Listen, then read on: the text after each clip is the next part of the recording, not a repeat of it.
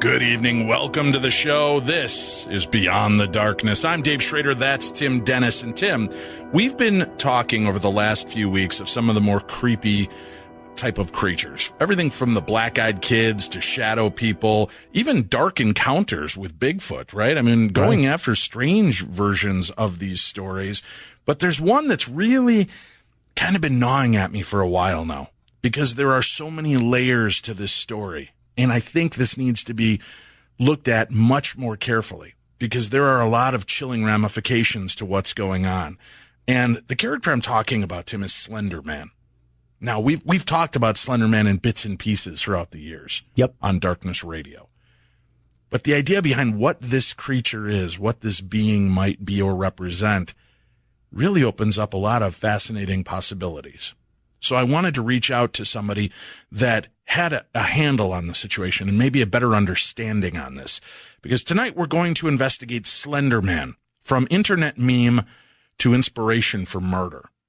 Joining us on the show is Robin Swope. He's a writer and is currently the pastor of St. Paul's United Church of Christ in Erie, Pennsylvania. He's also a freelance journalist for theexaminer.com and has also written for Fate magazine. As a seminary-trained exorcist, he has done consulting with various paranormal investigators and television productions in the United States, as well as investigators and writers across the globe. His book, Slender Man, From Fiction to Fact, is what we're going to look at for the first half of tonight's show. Has a fictional internet character come to life? Slender Man was created as an internet meme, Tim. This was a contest to create something weird and eerie, and it seems to have taken on a life all its own. Or, as we've discussed on the show, has it always existed, and it's just been waiting for the chance to rear its ugly head again? Maybe. Well, let's talk with our guest now, Reverend Robert Swope. Reverend Swope, thank you for joining us this evening. How you doing? Good. This is one of the more bizarre stories to leap from the internet into the real world and back again. What drew your attention to exploring this strange story? Well, I saw it on the internet, and it struck a chord with me because I've had a lot of encounters with different shadow-type entities throughout the years, and it sounded very similar to a lot of the things that I had heard about before and that other people have encountered as well. So, and when I first read about it, it sort of sent a chill down my spine, too, because, you know, it's one of those things that is always there and can get you at any time. So it's a very always present, omnipresent type of danger type of thing. The real boogeyman. Like a psychological chord. Talk to me a little bit about the history of this creation. As I mentioned, he was created back in June of 2009 as an internet contest. Can you give us a little bit of history on that and how he sprang to life? Yes. In Something Awful forums, there was a Create Paranormal Images contest thread to create images and use them to trick people in paranormal forums to thinking that they were genuine paranormal experiences and incidents. So the users started photoshopping images by adding fake ghosts and all kinds of other things like that. And this man, whose his screen name is Victor Surge, on June 10th of 2009, posted a thread with two photos with an explanation that the entity was stalking children. And Mr. Surge included the photos that had details that they were taken on the day which 14 children disappeared. And the library where the photo was found was burnt down the week after the photo was taken. And it had a Photoshop Slender Man entity in the background. And since then, it's taken off. There's been all type of different alternate reality games, such as Marble Hornets. Giant Slender Man mythos is built up, where a lot of people are combining reality with this meme, this imaginary character. And when you give energy to something, when you begin focusing on something, is there any biblical principles to creation that way of making something come to life simply by giving it thought and attention? Oh, like a thought form or tulpa type of thing. That's more of a Buddhist belief, really. Tulpa and thought form imagery comes with Buddhist mysticism and magic. Whereas with biblical theology, that these entities are there, and we're not supposed to interact with them because they are deceiving.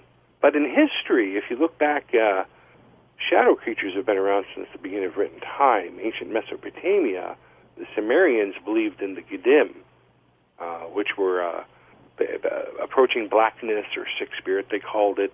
And they were a shadow being that took the memory and personality of deceased people. And families of the dead at that time were to make offerings to the deceased, either suffering of these people in the netherworld, or the Giddim would strike them with misfortune and illness. So shadow creatures have been around for as long as mankind's been around. And Slender Man seems to be one of those type of unclean spirits, you could say in biblical terms. And you've got this weird archetype that's built, right? This faceless, tall, lanky, creepy creature that stalks in the darkness. His not only is his body very spindly, but he in some cases has spider-like legs that come out of his back. And this character, I mean, there are so many internet creations every year. Why do you think this one took hold and footing to become such a pop icon, if you will? Because, I mean, as you said, it launched video games, books, stories, short stories. There's movies, documentaries, all of these things coming to light now because of this one internet creation. Why do you think this one took such root?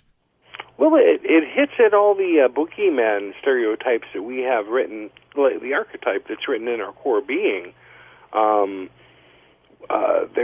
Every single civilization has a dark boogeyman. There's the tall black man of the southwestern Indians, the stovetop pipe hat person, and even in the biblical literature, if you go way back to ancient Hebrew culture, we have the shadow of death. You know, we always recite the 23rd Psalm.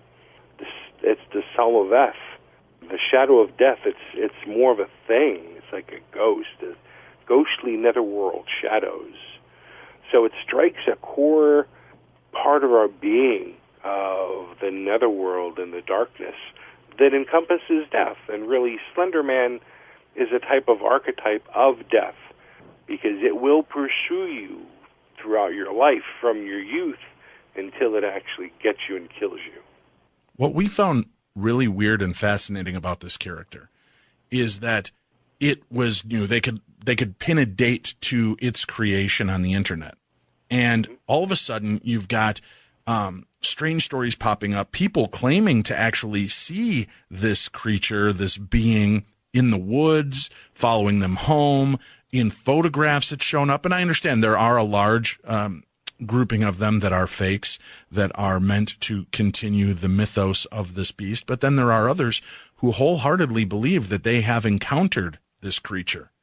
And in researching this on our side, and what I loved about the book that you've written is that you do take a deeper look into this phenomenon, and that this being has seemed to have been around much longer than June 10th, 2009.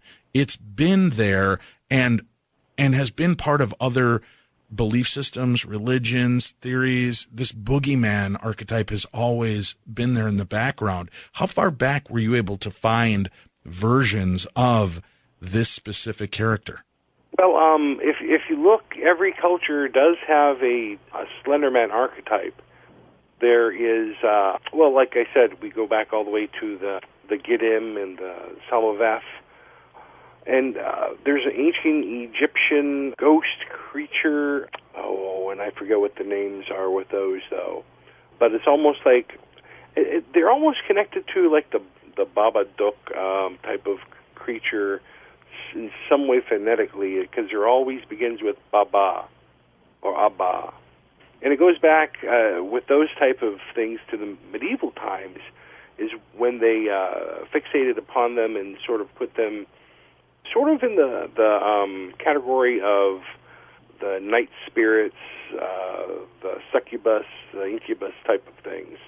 But like I said, as long as there's been written history, there has been talk of shadow creatures and shadow people in the darkness. And Slenderman is just the 21st century of an age-long thing that has been attached to humanity. Now that people are reporting seeing this in the real world, do you believe that what's going on and understanding, the war that's going on between the dark and the light, do you believe that there is something more to this than just some maybe over-imaginative people? Do you think that something is taking this visage in order to frighten or perhaps inspire people to do malicious things? Well, with my exorcist training and involvement with demonic spirits or malevolent spirits, whatever you wish to call them, a lot of them feed off of emotions, and especially the more violent ones feed off of fear. So if they can make you think that there is a demon around every corner, if the shadow moving is Slender Man, more the good for them, because they will feed off that fear. And spirits are lying and they're deceiving. There's a lot of spirits that mimic. They mimic people. They mimic things like Slender Man for their own ends, mostly for feeding off of the energy. But also just the fear and the power. So sometimes you can't tell with the spirits if it's really Slender Man or they're taking on the guise of Slender Man for their own purpose. Dealing with exorcism and possession, do you find that there are times that people are morphed into creatures? I don't know how else to put it. I've never been there face to face, but I've heard encounters when people are in the midst of a deep exorcism where the facial features can change, where bodily parts change and twist and turn. Is this more machinations of Hollywood, or is this a reality to possession and exorcisms?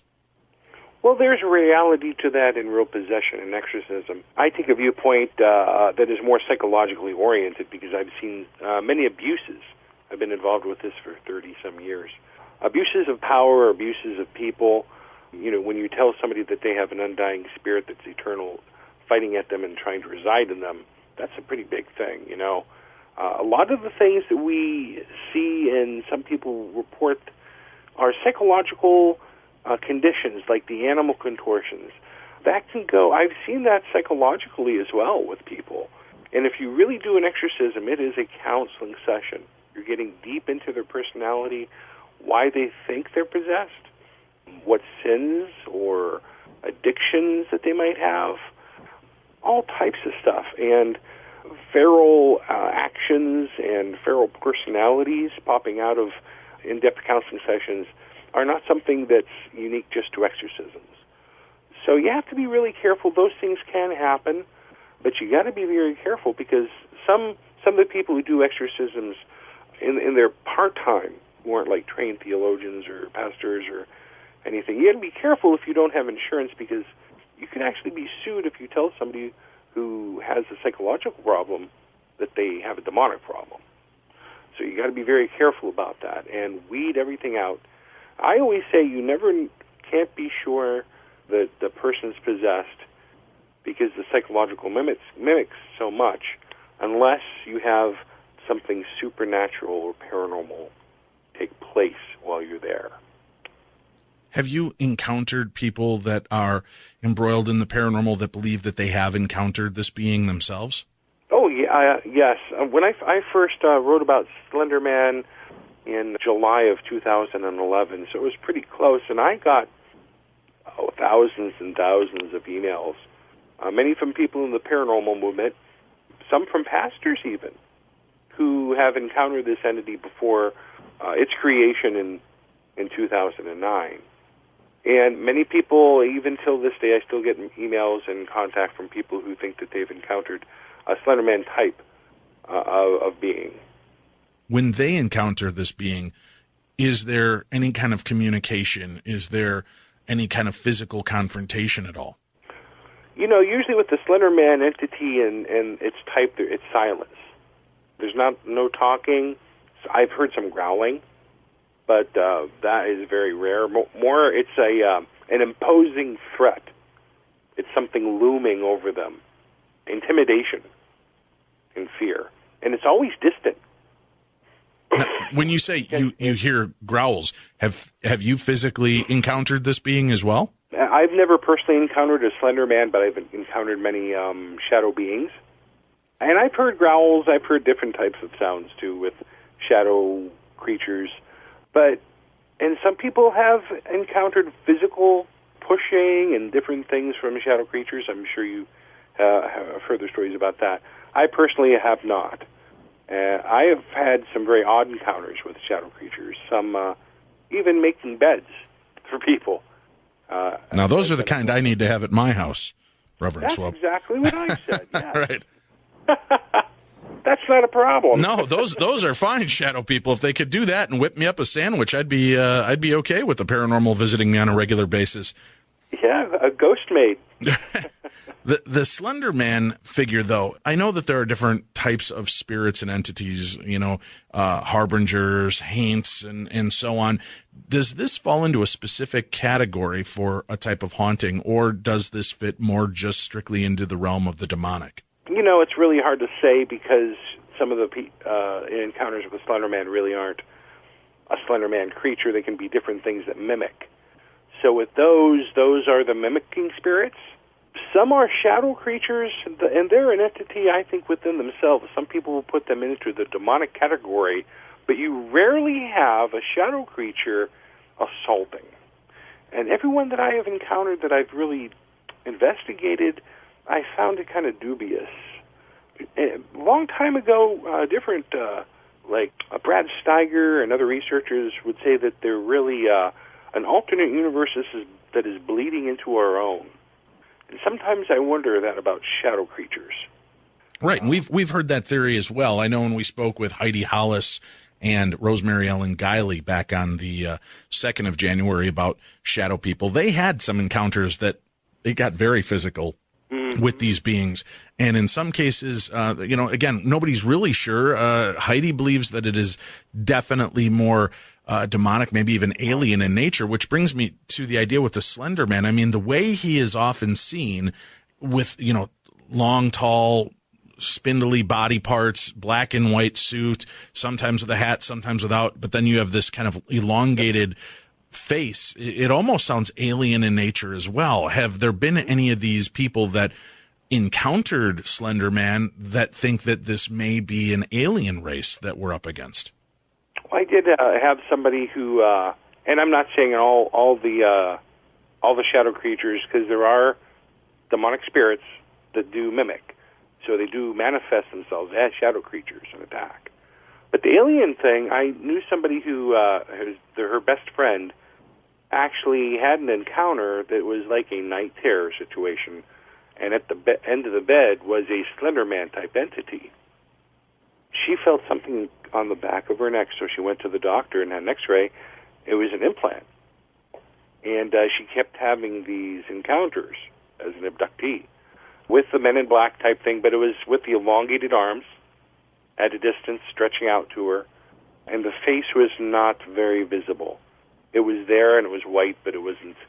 So it was like a classic Slender Man, but this was, I believe, in 2003. So it was many years beforehand. Oh, all right. So this even was a precursor to the famed Slender Man being that we're dealing with at this point. black suit, black tie, white shirt. Yeah, weird. Huh. There, there's so much that people are intrigued by with the supernatural and the paranormal. By focusing and researching and opening these doors, does it make you prone to a visit from something, perhaps with a more nefarious intentions to it? Well, I've long noticed that people who have one paranormal encounter will usually have many more. There's usually a catalyst event that happens that either makes them sensitive or opens up the universe in a new way to people that they can experience different things. Stan Gordon, a researcher here in western Pennsylvania, has been doing research with UFOs and Bigfoot for many years. And he's noticed that some of the people who have Bigfoot encounters then go on to have UFO encounters or even demonic possession incidents. In the 70s and 60s, he had some of those. And some people will have a UFO encounter in a crowd, and in the crowd, people will see nothing. So it's very odd what will be a catalyst.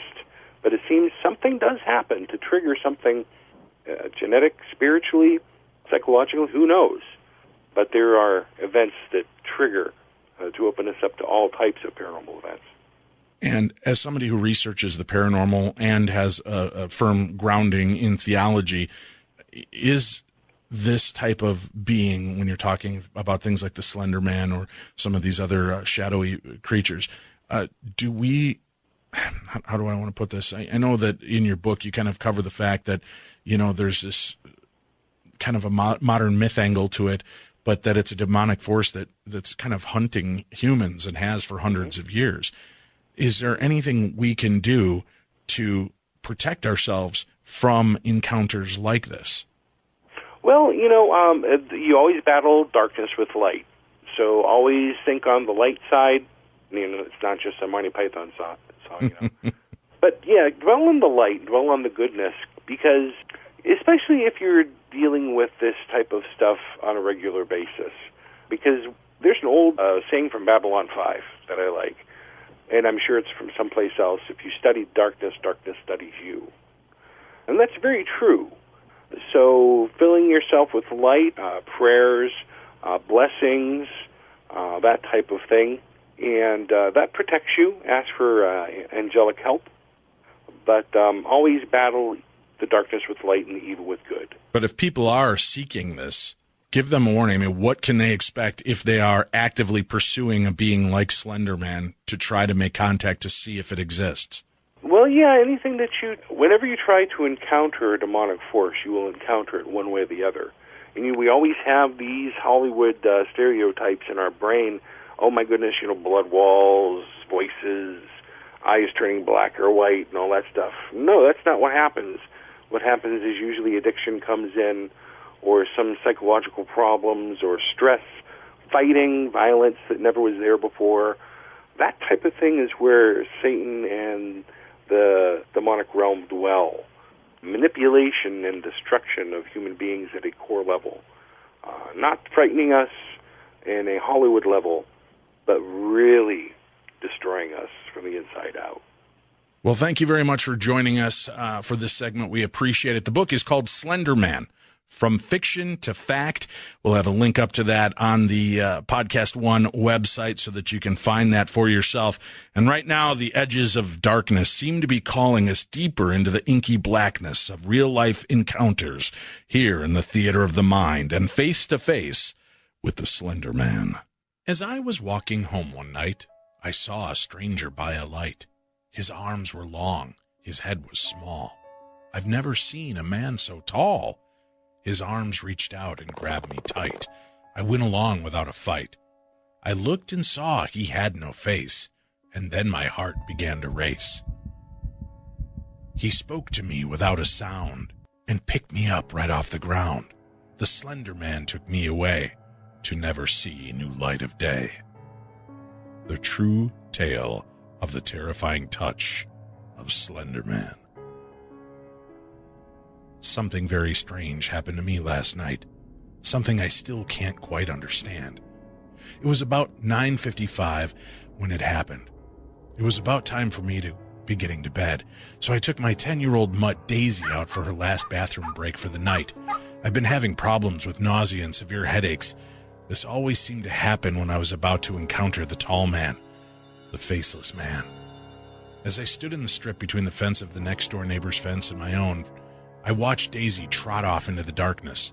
Then, the feeling of a dark weight began to set in. I knew I was being watched, but I couldn't tell from where. I had my back to the street for a few seconds as I tried to pinpoint my observer's position. Then I remembered where I saw him last time.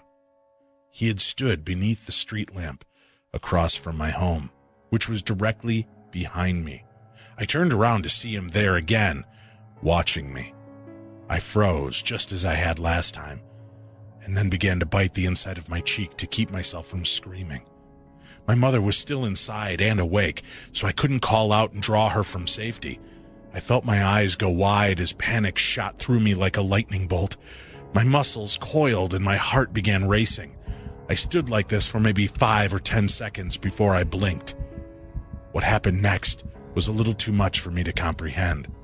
In the split second it took to open my eyes, he had crossed the street, came into the tiny strip of yard I was standing in, and he stood just inches from me. There he was. He slowly began to hunch over until his featureless face was level with mine. The power of his eyeless gaze had me locked in place. I was so scared that I could feel a lump of vomit rising in my throat. I tried to move, but every muscle was locked in place. Then it happened. My eyes were drawn up to a bit of motion near the lower right of my vision. A pale, thin hand drew up. His icy fingers grazed downward across my face. The feeling was one I could only describe as terrifyingly cold. Mind you, it was April in Tampa, Florida. What I felt was definitely his icy, bony fingers stroking my face. I squeezed my eyes tight, not sure what to expect when I would eventually open them. When I finally gathered the nerve to open them, all I saw was the lamppost and the light from across the street. Daisy trotted up behind me and gave me a small yip, then jumped onto my legs as though hugging me. It was over. Just like that. I lie awake now, my mind races and it fills with questions. Why? Why would he want to touch me? He had a perfect opportunity to take me, to hurt me, but he didn't. Why not? Does this touch mean anything? I'm really scared and I have no clue what's going to happen to me, or worse, those around me. Up next, Micah Hanks joins us to talk about the legend of Slender Man on Beyond the Darkness. Okay, everyone knows that the world shops online now. People only go to the malls to drop the kids off or to buy a super pretzel. And of course, Amazon is the biggest online mall in the universe. But did you know that every time you use Amazon, you could be helping to keep this podcast going? That's right. If you use my Amazon banner, the Beyond the Darkness banner, when you shop, a small amount of the purchase goes directly to help support this podcast at no extra cost to you. Here's how you do it. Just go to Podcast One, click on Killer Deals link, then click my show logo for Beyond the Darkness, and you'll see Amazon and all my sponsors. Then, when you click the link, bookmark it so it's super easy to use next time. It's just a cool way you can help keep us doing this podcast every week. We're back now. Joining us on the air for the remainder of the show, Micah Hanks. He is a writer, podcaster, and researcher whose interests cover a wide variety of subjects. His area of focus includes history, science, philosophy, current events, cultural studies, technology, unexplained phenomena, and ways the future of humankind may be influenced by science and innovation in the coming decades. He's also written the foreword for David Weatherly's new book, Strange Intruders, which just came out this past August. And in this book, they do cover the topic of Slender Man. We talked a little bit in the first segment with Reverend Robin Swope about this supernatural being, this internet meme that seems to have come to life, and how there are these roots in different belief systems and religions that actually Slenderman may not have been a recent invention. This creature may have always existed in one form or another, but now he seems to have leapt from the page or the internet, if you will, to an inspiration for murder. Micah, welcome to the show, and thank you for joining us this evening. Oh, Dave, great to be here with you, man. Has there ever been a character like this that has captured the attention of so many people that goes from this internet contest to video game celebrity to now there's documentaries and films being made about him and true crimes? I mean, 3 that I can think of off the top of my head that have to do directly with the Slender Man. Is this new ground, or has this happened before? Well, there are similar things to this, and I'll just tell you this also. When you study the unexplained, I tend to take, as many know, what I call a kind of a purist or a sort of really, I think, a modern skeptic approach to this. So in order to understand a lot of this, one has to also understand sociology. We could go back, and I think that, sure, there are those archetypal characters like Death or even the Devil that have kind of proliferated throughout history. And you might say that Slender Man is just one kind of reworking of that classic bogeyman. But what we do know about this character is that I think there's one really strong force behind it that has helped it, unlike perhaps other instances or manifestations of cultural evil in different traditions over the years, and that's quite obviously the internet. Slender Man really took off as a result of the World Wide Web. Of course, what we know about these famous killings that you refer to, the most famous of them, the one that you might say put Slender Man on the map, was May 31st, 2014. We had 2 12-year-old girls from Wisconsin, and they had basically just become fascinated with Slender Man. So much so that they decided to lure one of their playmates into a wooded area, and that playmate ended up being stabbed 19 times. Now, this act, of course, again, inspired by a faceless internet meme of sorts that is not believed to exist, but these girls definitely thought it was something that they felt that they could become proxies of. That was the term used, proxies of Slender. It first appeared on Something Awful websites and then the Creepypasta website and other social media, but really, I mean, what we're talking about here, like you say, is something that's a little different in the sense that there is action put behind belief in this thing. And so I've been interested in that. For instance, with this first case, we do know that an examination of some of the belongings of one of the young girls, and of course, being 12 years old at the time, we won't mention their names here, but there were things that were found in her belongings at her home that included a sketch of Slender Man that was apparently laughing and telling the viewer to run in this drawing. The drawings were quite good. The girls were quite artistic. There was a similar sketch of a girl standing over a dead body holding a knife, which seemed to almost kind of be a foreshadowing of things to come. And there was a speech bubble coming from the would-be killer in the drawing that said, "I love killing people." That's really wholesome, huh? You've got the words, "I want to die," inscribed in other images. We've got pictures of girls hugging Slender Man that almost look kind of like a Japanese anime or manga, and a number of other kinds of things. There were mutilated dolls that were kept in the girl's room, and an alleged list of supplies needed for this apparent stabbing that was actualized. Now, fortunately, the young victim did survive, and that's the good side of things. But, of course, we had similar cases like you mentioned. We also had, after the May 2014 stabbing, on June 5th of that year, a 13-year-old girl from Ohio had swung a knife at her mother. Purportedly, she'd been wearing some sort of a white mask, and her mother believed that this also might have been inspired by Slender Man. And then just 4 days later, on June 9th of that year, we had another man who was accused of killing 2 cops and a civilian. He ended up committing suicide with his wife in Las Vegas the following Sunday, but his neighbors had told the authorities that he, quote, dressed up in a costume as Slender Man.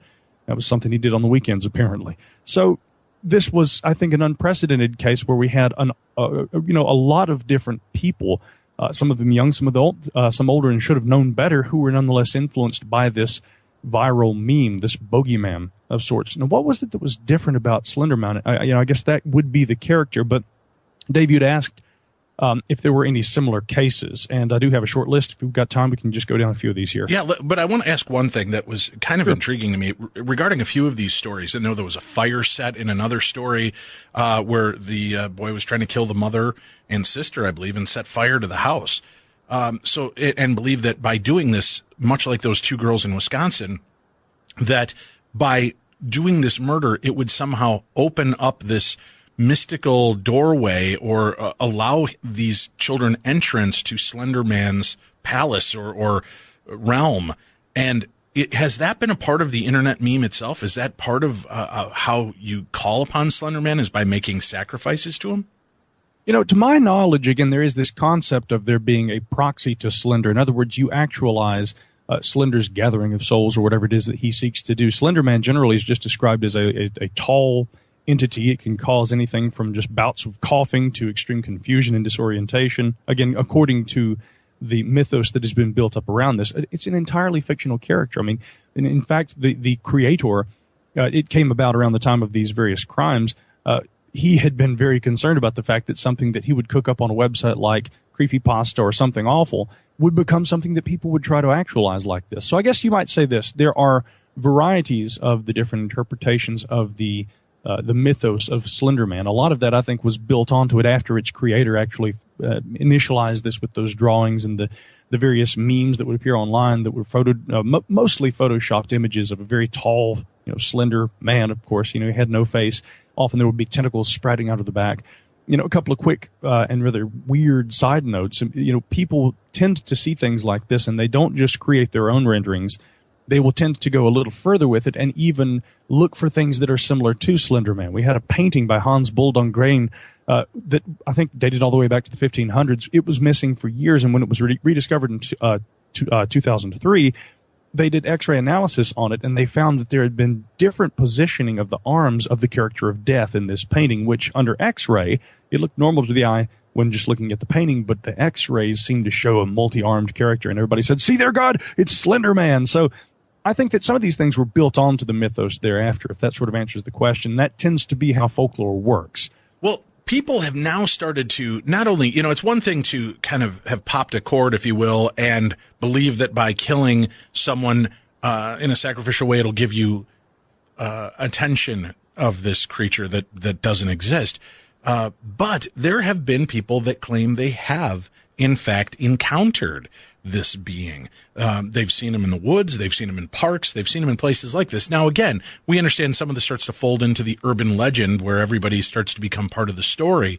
But some of the people we've talked to that I have a lot of trust and respect in are really unnerved by this and have no explanation. And they're like, "Dave, I don't even want to go public with the fact that I've seen this guy.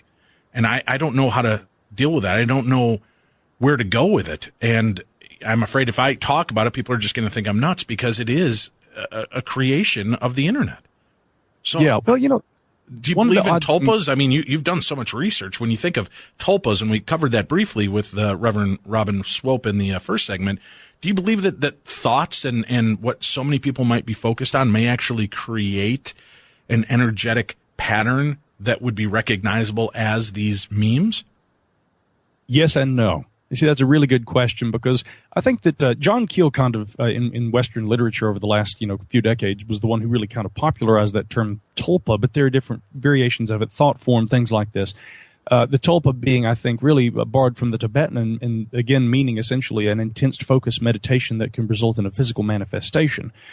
And this, of course, had ritualistic use in the Tibetan traditions in which it was featured. But in American folklore, I think over the last few decades, in large part due to that reference being made in books like Mothman Prophecies by John Keel, people have tried to use this as an explanation for a variety of different paranormal phenomena in the context of, well, if enough people, if the collective consciousness is focused enough on something, even if it is a fictitious creation like this, can it take on a certain sort of realistic manifestation? I think that, again, yes and no. It may not actually create, for instance, like a physical flesh and blood Slender Man. This may not be the answer to why there's Bigfoot running around out there, and yet evolutionary science tells us, no, that thing couldn't be.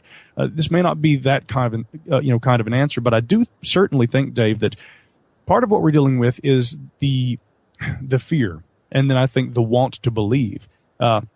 Because that's why we enjoy these kind of ghost stories around campfires. There is a certain degree of wanting to believe in things that are scary. You may not really, at the end of the day, want that thing peeking in your window, but there's an enjoyment that we derive from that. And so the folklore and the mythology and the retelling of these kind of stories can, after a while, sort of build itself up into a sense of realism that for some people, I think it's a little difficult for them to kind of differentiate between. A few classical examples of this, well, maybe not going all the way back to antiquity, but I mean, these are classic in terms of, folklore and Forteana. We have Spring-Heeled Jack. I can't think of a better example of something that, although it changed over the years, it was something that really managed to cause quite the mass panic. There were different kind of iterations of it over the years, and I've even noted that, and I've noticed only maybe a few other people who've ever talked about this, Spring-Heeled Jack, dating back to the 1830s in London, this leaping lout. This guy, he could leap over tall buildings, almost like Superman, but he also seemed to bear strange characteristics, including like a metallic breastplate and a helmet, these gauntlets or gloves that had claws befitted onto him, and it was also said he could belch blue flames. Now, taken mostly as folklore, what's weird about this is that the earliest reports of Spring-Heeled Jack described, rather than this classic rendition we've just heard described, something that was more like a bear or something resembling a man in a bear suit that walked upright, much more animalistic. There were even later reports of these alleged Spring-Heeled Jack. As a matter of fact, this article here was taken off of the web, but dating back to 2012, I managed to find it thanks to the Wayback Machine at Internet Archive. And there's a article that was titled "Terrified Family Confronted by Dark Figure on Bypass" that told about something remarkably similar to the Spring-Heeled Jack character that was seen in England just back in 2012. In other words, it was a very dark, strange figure that just lurches across the road incredibly fast. It leaps up a hill, something that seemed to have moved unlike a human would be expected to move. But around the time of Spring-Heeled Jack, all the way up into the 1870s, we also had what was called the Peckham Ghost, or the Park Ghost. We had Parak, the Spring Man of Prague, in a totally different part of the world, totally different time. This was World War II, but a very similar kind of a legend. And then in the around the year 2000, we had in New Delhi, England, what was known as the Monkey Man. Now, most people would call this, some sort of a cryptid, some sort of a monster.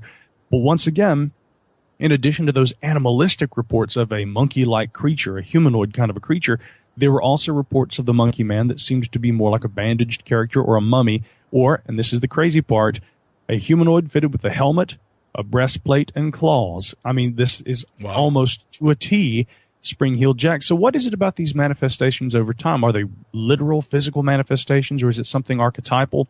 Dave, I think it's a little bit of both, in a sense that if you want something to be real enough, or if you were frightened enough by it, sure, that can become very real to you, but it may not be a literal manifestation through some sort of a magic as yet misunderstood or completely undiscovered by science. The idea that, we could literally be frightening ourselves to death. It's and I wonder, and we're going to talk a little bit about this next week when we talk about killer encounters, Bigfoot, kind of unchained, more violent versions of that story.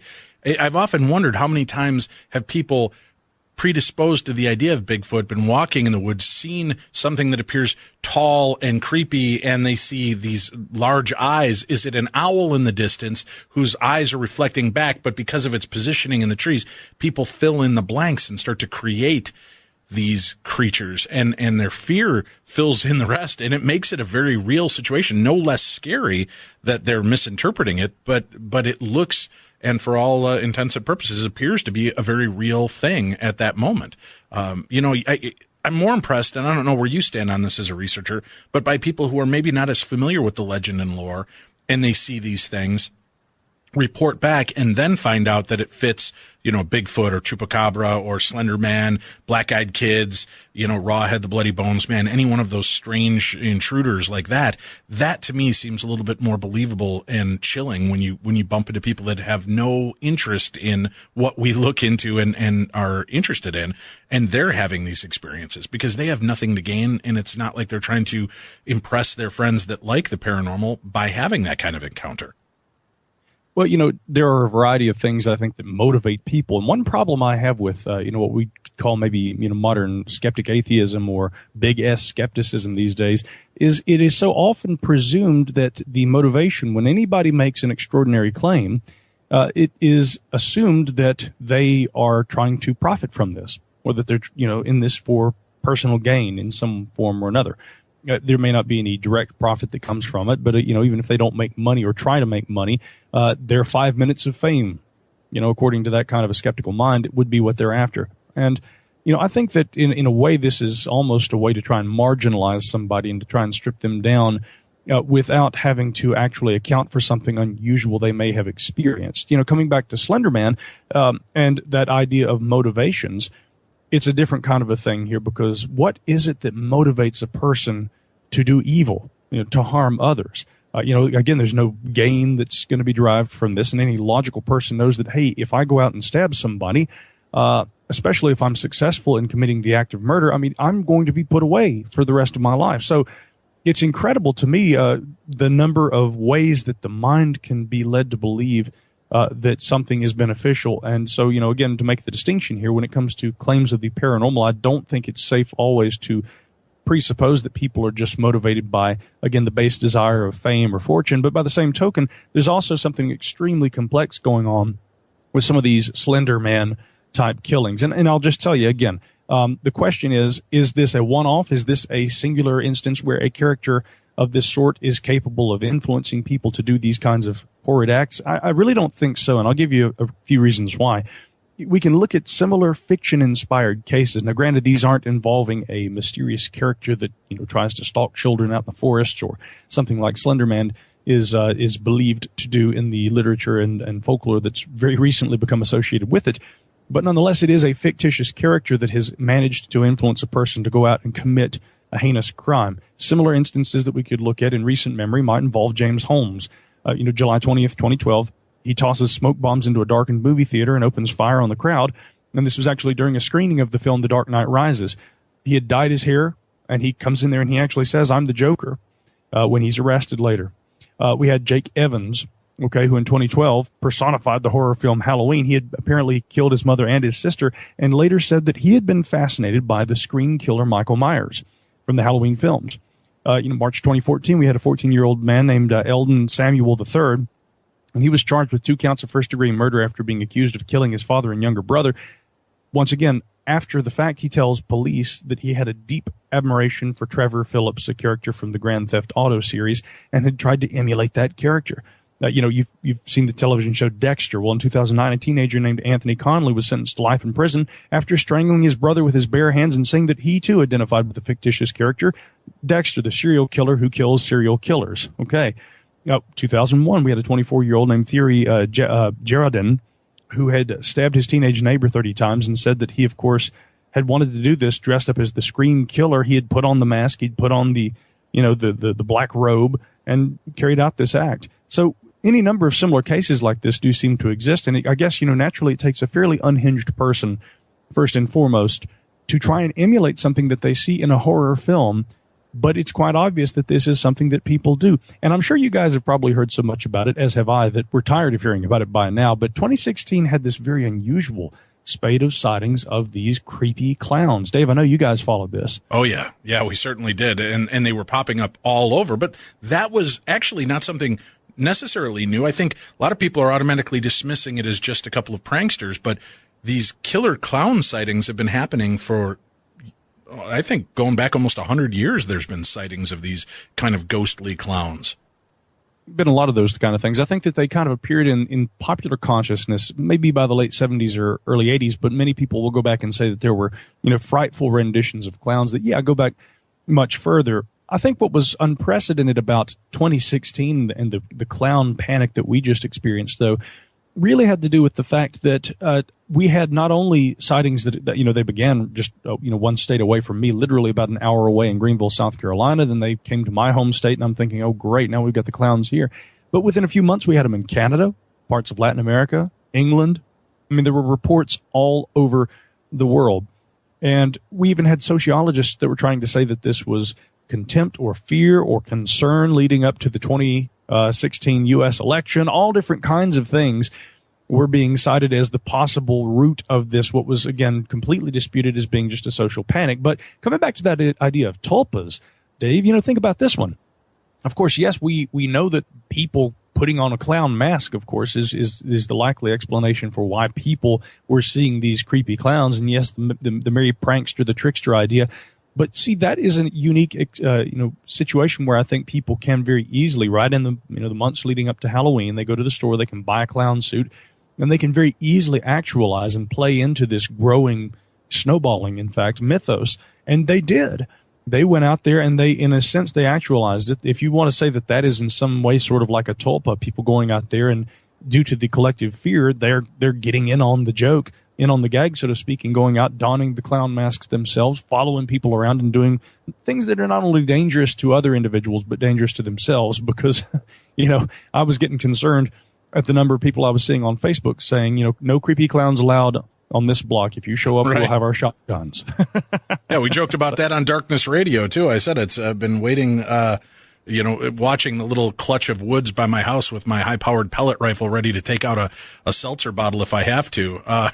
It was getting unnerving because you were seeing these people were reporting them close to schools. So it was this kind of weird undercurrent wave of fear that started to come over. I thought at first, truthfully, that it had something to do with a viral promotion for Rob Zombie's new 31 movie, which I believe had some creepy killer clowns in it. It certainly did. Yeah, and then there's the reboot of Stephen King's It with Pennywise the clown. And both of those were kind of dropped at the same time when all of a sudden these clowns started showing up.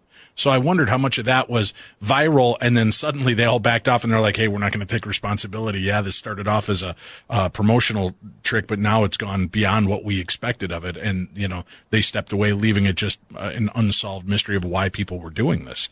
Did they actually capture anybody and get an explanation of why they were out doing this type of thing?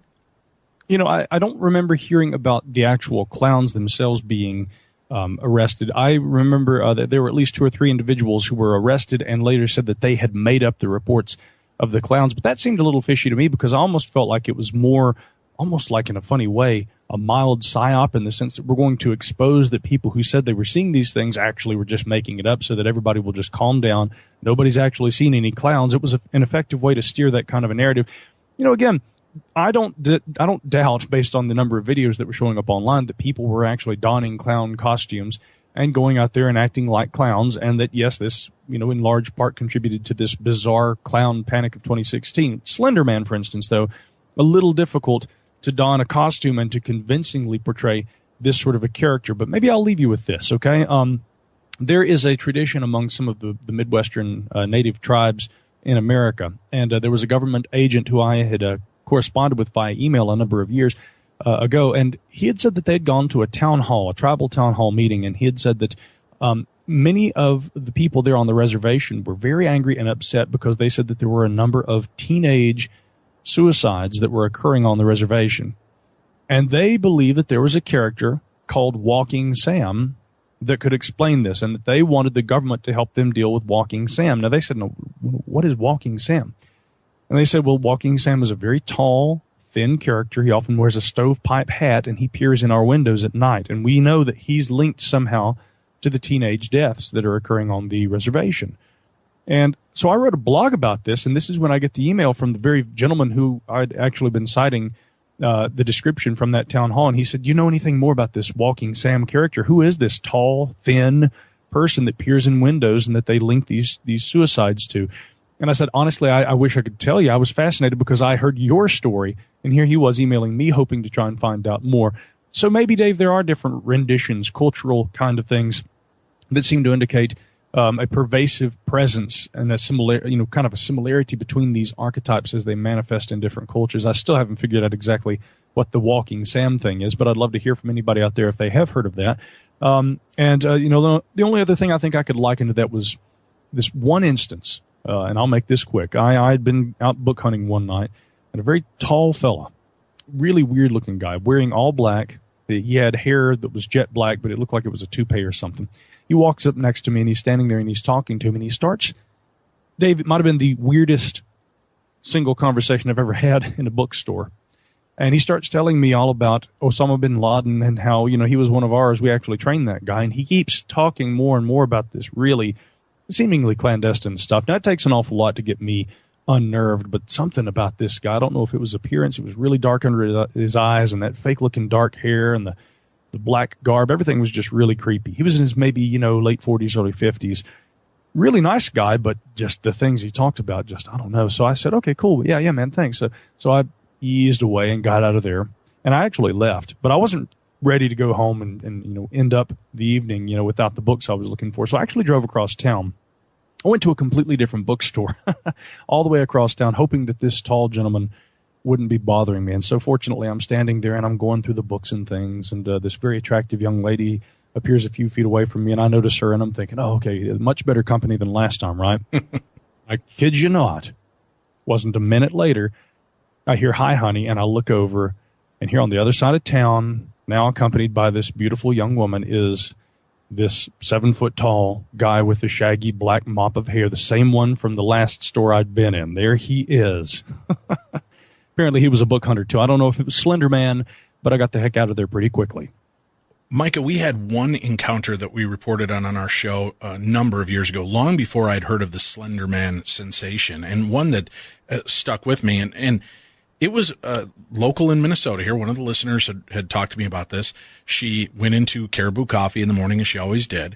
She came out with her cup of coffee, and she's looking on her phone. She approaches her car. She stops at the end of her car, and there's a man in a dark suit standing there staring into her car window. And she's thinking, oh my gosh, did I leave something in there? What's, and she goes, excuse me, can I help you? And he turns to face her, and his face is completely blank. It's just like a skin flap. And it turns and looks at her slowly. And she said she just stood there and slowly backed up and walked back into Caribou Coffee, unsure what to do. She just stood there in the lobby until one of the baristas came over and said, ma'am, are you okay? And she said, I don't know. I just saw something. I don't know. And she explains to them somebody's by her car. She didn't get into what the details of this was, but just that somebody she didn't know was standing staring into her car. So the baristas went out there. There's no one there. She's held up for about 10, 15 minutes. She gets into her car, takes off, heads to work. On her way into work, she gets caught behind this huge traffic jam. She eventually works her way up, finds out that there was this really horrible accident where there were a few deaths involved, and found out that the time that it occurred would have been around the time she would have been crossing that intersection had she not been held up. It would have happened around that exact same time. She kind of looked at it as though maybe it was a harbinger, some kind of doomsayer that was warning her off or warding her off from getting there. And that gave me the chills up and down my spine, the idea that this faceless creature was standing right next to her car. And it, in a sense, because of the distraction of this beast, it saved her life, she believes. That falls in like the Mothman categories, kind of the Slender Man categories, all of these weird allegories of creatures that we just have no idea what they're there for. Have you heard of these kind of faceless harbingers before? You do hear these kind of things, and I'm not sure exactly what it is archetypally about that. We might say that from time to time there are these sorts of manifestations, these kind of cultural representations of different, ghosts, demons, deities, divas, whatever, that they take different forms. They don't necessarily fall into the good or the evil camp. There's almost like this kind of a chaotically neutral kind of very natural kind of in the actual sense of nature. They fall into nature into an area that is more difficult for human ideals to completely conceive of. And it's been said, of course, throughout history, evil takes many faces. Perhaps the only thing more frightening than one of these demonic faces is the absence of a face. And so be it with Slender Man. Again, good, evil, purely imaginary, or one of the many mythic representations of something that is perhaps so far beyond human ideals and understanding that we don't even conceive of exactly what it is, whether it's our own creation or a manifestation of something deeper within ourselves, an archetype perhaps. I couldn't tell you. But Slender Man has definitely, I think, and we can all agree on this, has had more of a cultural impact so far as a modern representation of whatever these sorts of things are. It has had more of an impact than typical urban legends tend to do. Those are usually relegated to the fun realm of stories. I don't think we can safely say that Slender Man is still that. When people are actualizing their belief systems and mythologies based around this kind of a character, we are dealing with a whole different kettle of fish, and that, faceless, whatever it is, seems to be the Slender Man phenomenon. Micah Hanks, our guest. Check out the book he's written, the foreword for Strange Intruders by David Weatherly, that goes into these characters and more. You can also check into Micah, hear his podcast, get more information, and find out about his projects by visiting micahhanks.com. That's it for this week. We'll be back next week. For Tim Dennis, I'm Dave Schrader. Thank you for tuning in to Beyond the Darkness.